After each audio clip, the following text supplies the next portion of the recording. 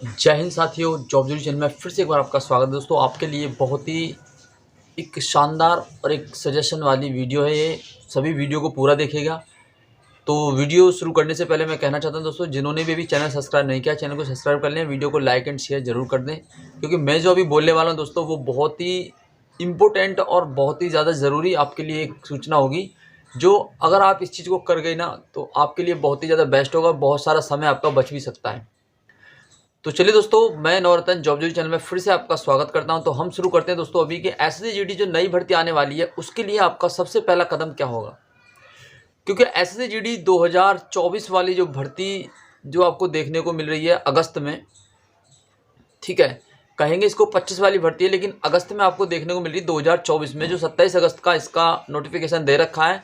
27 अगस्त को ये भर्ती आने वाली है। तो दोस्तों आपको क्या क्या इसमें ध्यान रखने वाली कंडीशन है वो मैं आपको बताने वाला हूँ एग्जाम से रिलेटेड, क्योंकि मैंने दोस्तों एनालिसिस किया है काफ़ी ज़्यादा एग्जाम को।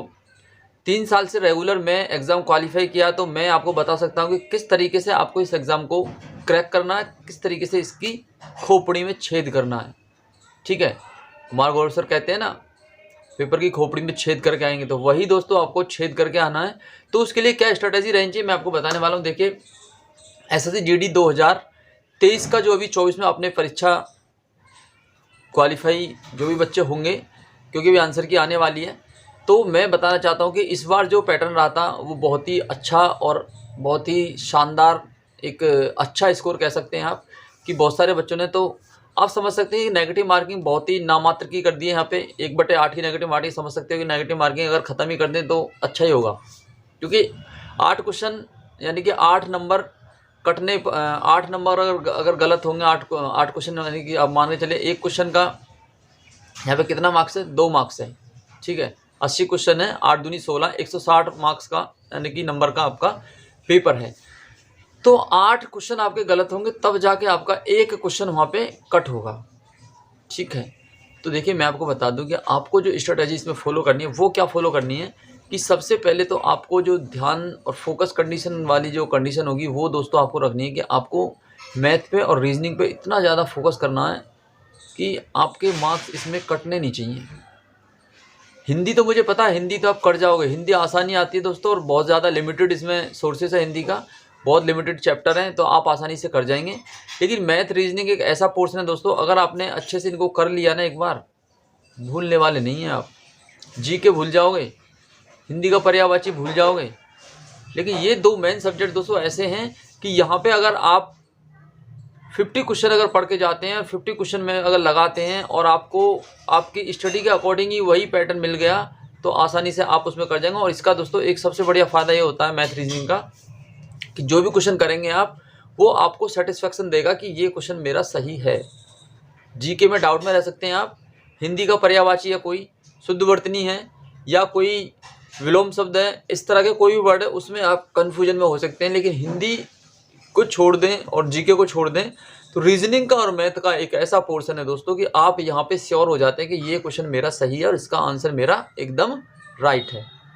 तो मैं सबसे पहले प्रायोरिटी यही दूंगा आपको कि आपको सबसे ज़्यादा फोकस मैथ और रीजनिंग पे, और ज़्यादा भी नहीं, आपको 2-2 घंटे डेली पर डे के हिसाब से आपको देना है मैथ रीजनिंग पे।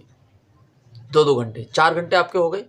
अब बात करते हैं बाकी का टाइम आप कैसे कैसे मैनेज करेंगे। तो देखिए, बाकी का टाइम हिंदी को आपको देना है मैक्सिमम टाइम।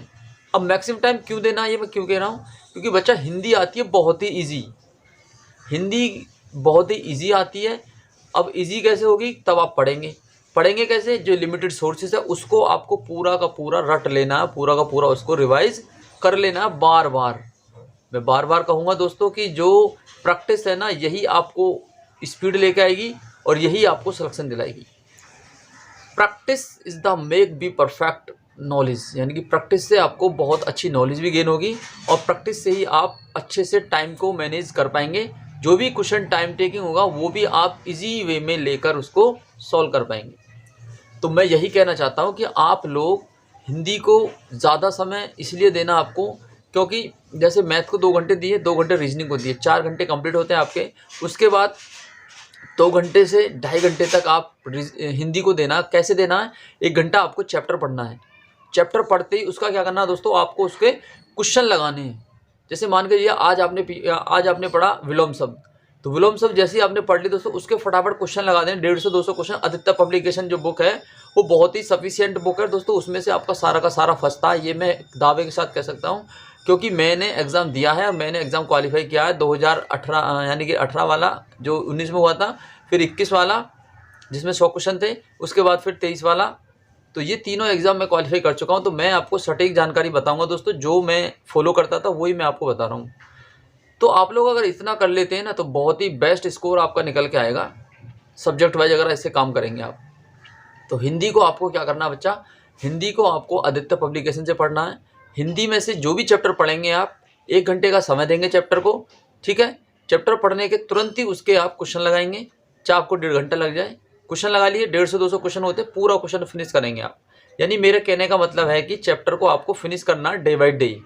खत्म किया, अब आधा और 1 घंटा जो बचता है, उसके बाद में आपको क्या करना, उसके बाद करना बच्चा आपको वोकैब बोले तो जो ग्रामर होती है, जो व्याकरण होती है, उसके में क्या क्या आता था, जैसे कि आपके विलोम शब्द आ गए, आपके पर्यायवाची आ गए, या आपके शुद्धवर्तनी आ गई, अनेकार्थी शब्द आ गए। इस तरह के जो वर्ड है दोस्तों, जो खाली स्थान भरने के लिए आते हैं, इस तरह के जो क्वेश्चन होते हैं, उनको आपको कंप्लीट करना। आधा घंटा आपको इनको डेली देना है, ठीक है, आधा घंटा डेली देना है। और आधा घंटा आपको किसको देना है, आधा घंटा और आपको देना है किस पे, पैराग्राफ पे। पैराग्राफ हो गया, या फिर खाली स्थान जो भरने को आता है दोस्तों, बहुत सारे बच्चे वहाँ पे गलती कर जाते हैं। होता क्या है कि वहाँ पे देखिए सारे के सारे वर्ड आपको मिलेंगे, यही शुद्धवर्तनी हो गया, या कोई पर्यायवाची हो गया, या कोई विलोम शब्द हो गया, या कोई एक ऐसा यूनिक वर्ड हो गया जो आपसे पूछ लिया कि इसमें क्या आएगा, ठीक है।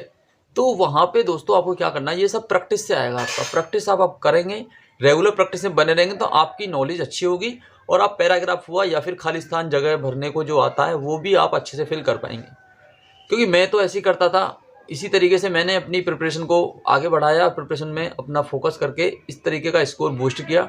आप भी बूस्ट कर सकते हैं। मैं आपको स्क्रीनशॉट दिखाऊंगा, आप उसमें देखेंगे कि जो टेक्स्ट बुक के अकॉर्डिंग हम टेस्ट लगाते थे, उसमें क्या क्या स्कोर बन के आता था, कितना वहाँ पे मीज़र हम उसको एनालिसिस को देते थे, वो सारी चीज़ें मैं आपको बताऊँगा।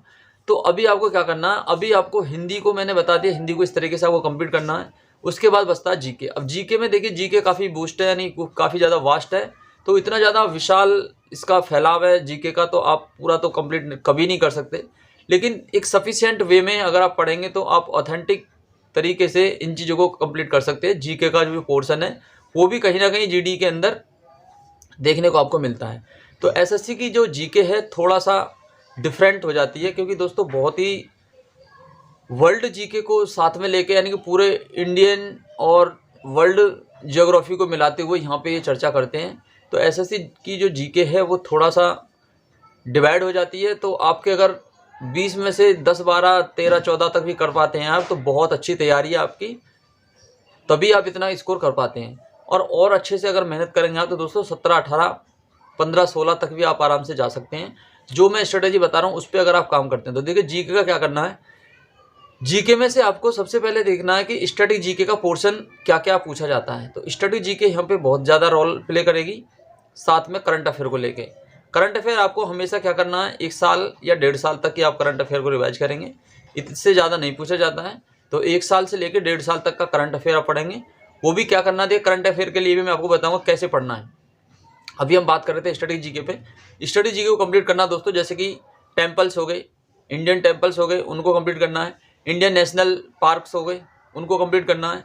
ज्योग्राफिकल टैग्स वगैरह हो गए, जो जीआई टैग वगैरह होते हैं, इनको कंप्लीट करना है। और आपसे बहुत ज़्यादा ये जो अधिनियम होते हैं, संरक्षण अधिनियम हो गए, वन्य जीव संरक्षण अधिनियम हो गया, जल संरक्षण अधिनियम हो गया, इस तरह के अधिनियमों को आपको पढ़ लेना है अच्छे से। झील हो गई, इनको पढ़ लेना है। नदियाँ हैं, और आपके काफ़ी ज़्यादा जो ज्योग्राफिकल वर्ल्ड से पूछे जाते हैं, उनसे संबंधित भी आपको ये सब पढ़ लेने। तो ऐसे करके स्टडी जीके को आपको कंप्लीट कर लेना है।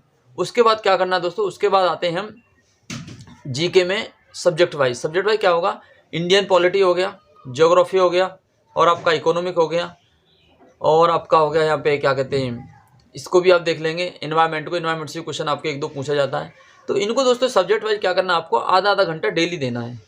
आधा घंटा डेली देंगे दोस्तों, तो आपका क्या होगा कि जीके में आप एक अच्छा स्कोर मेंटेन करते हुए चलेंगे। और इनके साथ ही आपको इनके क्वेश्चन लगाने हैं।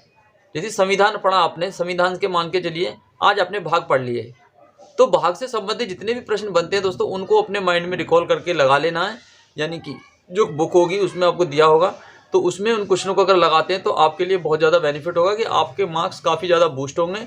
अनुच्छेद होगा, अनुच्छेद से क्वेश्चन बहुत ज़्यादा पूछे जाते हैं, इनको सबको आपको कर लेना, फिर आप इसके क्वेश्चन लगाने, बार बार क्वेश्चन लगाएंगे दोस्तों तो आपका स्कोर काफ़ी ज़्यादा बूस्ट होगा।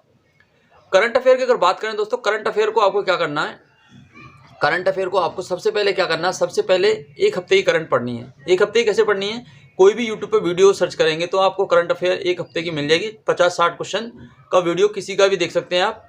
जैसे कि मैं तो कुमार गौरव सर का और विवेक सर एग्जामपुर से हैं, उनका देखता था, तो उत्कर्ष चैनल से कुमार गौरव सर या फिर एग्जामपुर से विवेक सर का, अंकित भाटी सर का भी काफ़ी अच्छा करंट अफेयर इस समय चल रहा है। तो इन तीनों से किसी का भी आप देख सकते हो, मैं आपको रिकमेंड नहीं करूँगा किसका, लेकिन तीनों ही काफ़ी बेस्ट हैं। तो मैं जो करता था इन्हीं से करता था। एक हफ्ते का पहले देखेंगे आप, उसके बाद क्या करेंगे, फिर आप 15 दिन का देखेंगे एक वीडियो, उसके बाद फिर एक महीने का देखेंगे। 3 वीडियो आपको एक महीने में देखनी। कितनी? 3 वीडियो एक महीने के अंदर आपको करंट की देखनी है, आपका पूरा महीना कंप्लीट। इसी तरीके को आपको रेगुलरिटी के साथ में साल 1.5 साल को कंप्लीट कर जाना है। तो करंट अफेयर में भी आपका अच्छा स्कोर आएगा, क्योंकि 5 से 6 से 7 से क्वेश्चन आपके बन जाते हैं करंट अफेयर में, और वो आपके गलत नहीं होने चाहिए, क्योंकि अगर आप अपडेटेड रहते हैं तो वो क्वेश्चन आपका सही होना ही होना है। ठीक है, तो इस तरीके से दोस्तों अगर आप काम करते हैं तो मैं दावा करता हूं कि आप एसएससी जीडी के अंदर तो क्या कोई भी एग्ज़ाम हो उसमें अच्छे मार्क्स के साथ आप स्कोर बूस्ट कर जाएंगे और आपका फाइनल सिलेक्शन हो जाएगा। ठीक है दोस्तों, तो ये थी कुछ स्ट्रेटजी। बाकी बुक्स के रिगार्डिंग भी मैं आपको बताऊंगा कौन कौन सी बुक्स को आपको फॉलो करना है। अभी के लिए इतना ही। चलिए दोस्तों, मिलते हैं नेक्स्ट वीडियो में, तब तक के लिए thank you, all the best, जय हिंद, जय भारत।